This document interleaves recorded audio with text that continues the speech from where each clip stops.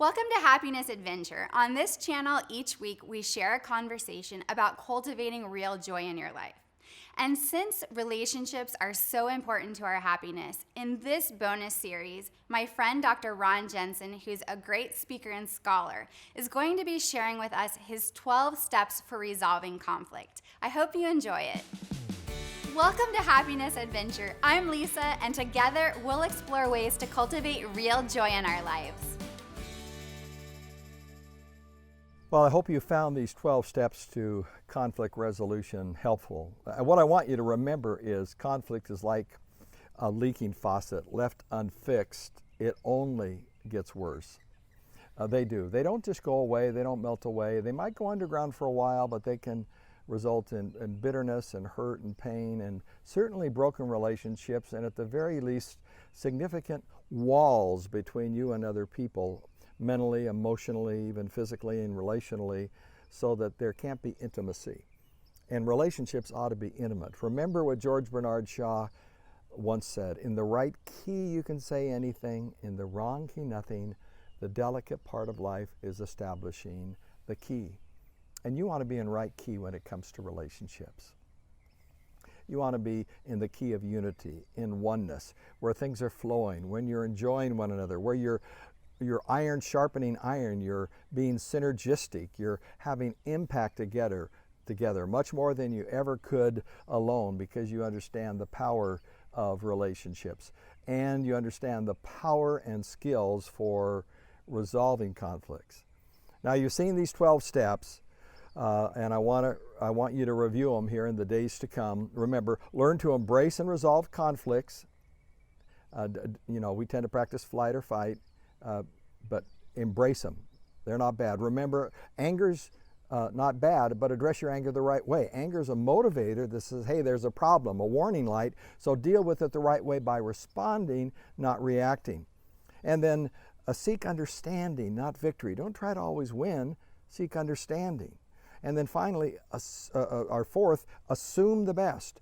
Don't jump to conclusions. Cut people some slack.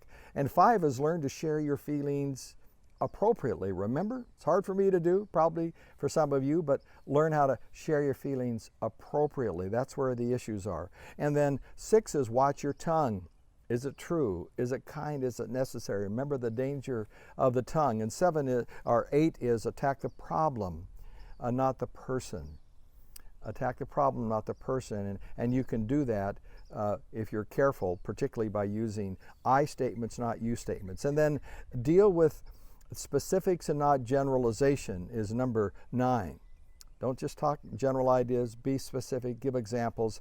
10 is to seek and grant forgiveness. Wow, what a powerful thing that is, and hard to do, but you must. 11 is deal with conflict personally. Go to the person. Don't try to shame people. Don't talk behind their back or do it publicly.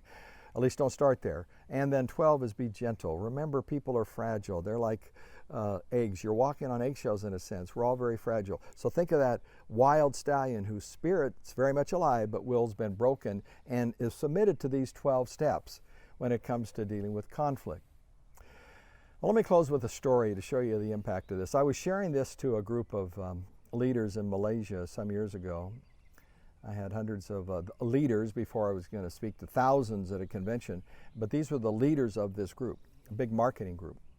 And I went through these 12 steps in Malaysia, and they were mostly Islamic people of faith, but it was in a business environment. And when we got done, I had the speaker come up on stage, and I said to him, what do you think?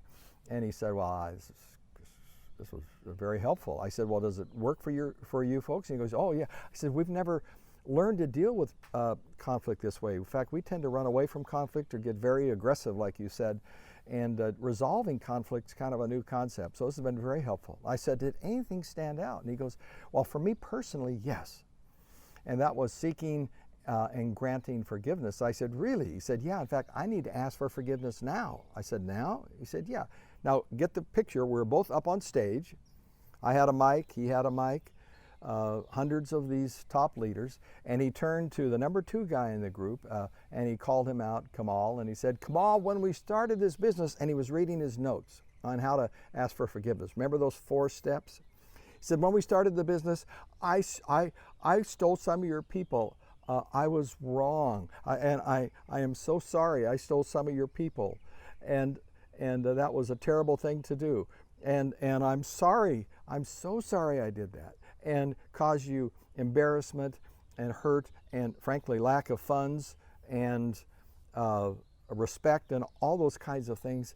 I'm so sorry for that. And he says, I'm going to work hard not to do it again, and I want you and everybody here to hold me accountable. And then he said, Ron, I can't read the fourth thing, so what do? I said, well, you say, will you forgive me and shut up? So he looked at Kamal and said, in front of everybody, and said, Kamal, will you forgive me and shut up? I said, no, you don't say shut up. I said, you say, will you forgive me, and then you shut up. He goes, oh, and they were laughing at that point. And then I said, hey, Kamal, it's on the table. You've been asked to forgive your brother here. I said, what do you say? And he jumped up on the table and he said, absolutely. Now this was from way back at the back of the room. And you could tell in just a moment, like that, the spirit of that group change. Because a leader had the humility to ask for forgiveness, in this case publicly. Think of that. He wasn't driven particularly by his faith. This was a new concept for him. He was just driven by it was the right thing to do. He was submitting to the principles. He saw the wisdom in him. Well, I hope you'll do the same thing and see the power of those. If you find yourself grappling with which of these you need to work on, one of the things you could do is take it home to your family or colleagues and simply give them the 12 steps, the list, and say, which one of these is my greatest one and which one is my weakest? I was sharing, and I'll close with this, I was sharing this with a group of leaders in Florida some years ago and with a colleague, and this was the first time my colleague had heard it, and we had a sheet with these 12 steps on them, and I passed them out, and he went through it, and I presented, and he added some color commentary, and then he went home. We flew back home that night and to San Diego, California, and he left his sheet on his desk, and the next morning he woke up, and he turned over and saw this sheet on his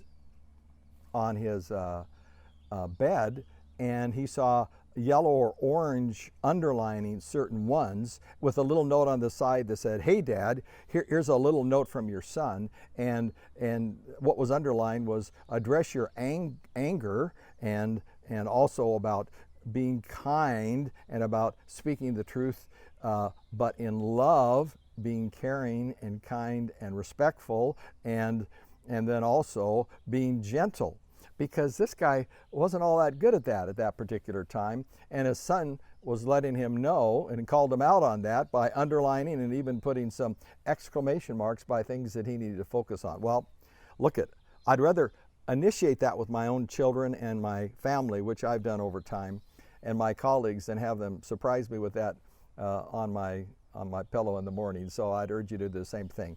If you can live your life in light of these principles, you'll start to see significant transformation in your relationships, from broken relationships to whole relationships, from hopeless relationships to healthy, healing relationships. And I look forward to hearing the days to come how your lives are being changed. Let me know. We just heard the conclusion to Dr. Ron Jenson's 12 steps for resolving conflict. And a big thanks to Ron for sharing that valuable information with us. In the comment section, let me know, of the 12 steps, which was the most helpful for you. Before you go, subscribe to Feed Your Happy with a bite-sized video each week, and I look forward to seeing you soon for our next happiness adventure.